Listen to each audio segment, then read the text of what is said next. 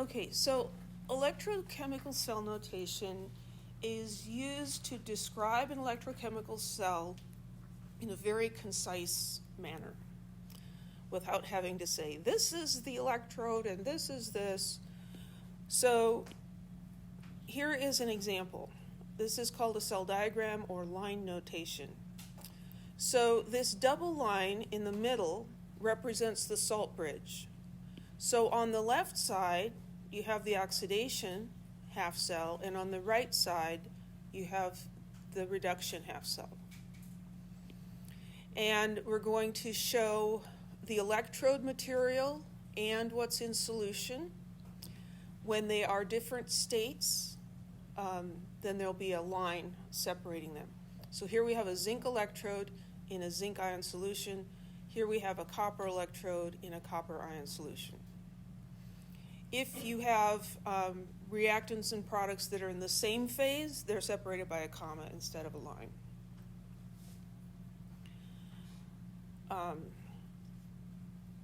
If all of the species in a half reaction are aqueous, so, what if it wasn't going from Zn0, it was going from Zn plus 1, and both of these were aqueous, then what is the electrode, right? You have to have something to stick a clip onto. So then we use an inert metal such as platinum as the electrode, because that's not going to undergo oxidation or reduction. So here we have an example. So this is iron and permanganate. We've got this equation here.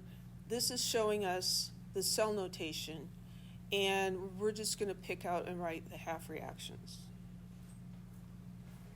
So oxidation is loss of electrons, right? So the iron here is going to an iron ion, right? It's increasing in oxidation state. So the iron is the thing being oxidized. Everybody okay with that?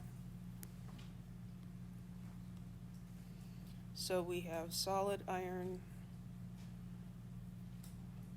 going to Fe2+, aqueous. None of those other things need to be in there. And we don't necessarily need these coefficients. This is like if you were partway through balancing by the half reaction method, right? And you hadn't made the electrons equal yet. So how many electrons do we put for this half reaction? 2, and they'll go as a product, right? And the reduction half reaction, so this is being oxidized. What's being reduced? The permanganate, right? Specifically the manganese in the permanganate.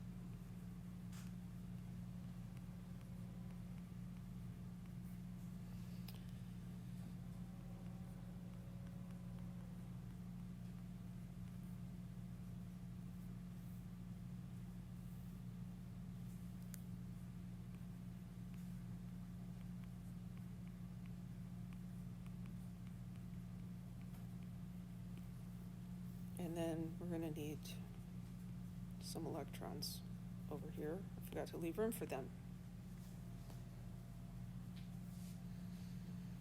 So in looking at the coefficients here, 2, 16, 2, and 8,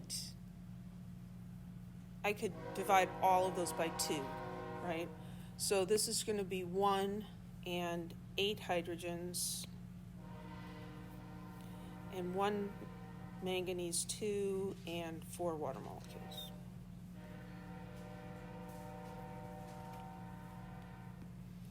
So on this side, I have +2 for my overall charge. Here I've got +8 and -1, and I need to figure out how many electrons I need in here.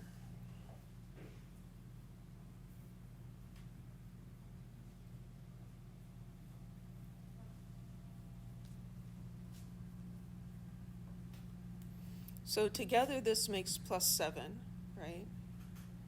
I want it to be +2. So I need 5.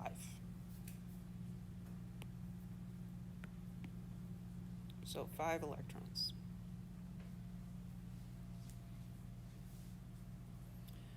So in this second one, we have permanganate ion going to manganese 2 ion, right? There's no solid metal to use as an electrode.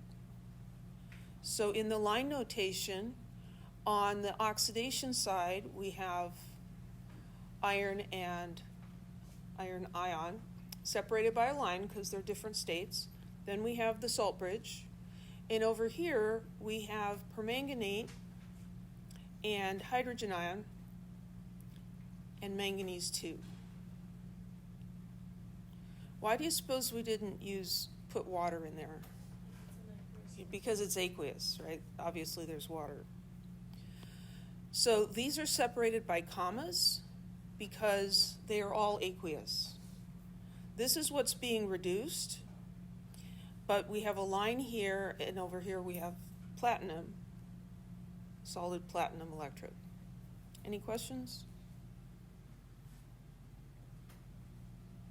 We don't use line notation in this class very much, so that's kind of nice. I don't know. So this is a picture, an illustration of that same cell. So, we have to connect the wire to something here, and we can't just stick it in the solution because then whatever metal the clip is made out of becomes the electrode. So we want something that's not going to be oxidized or reduced and participate in the reaction.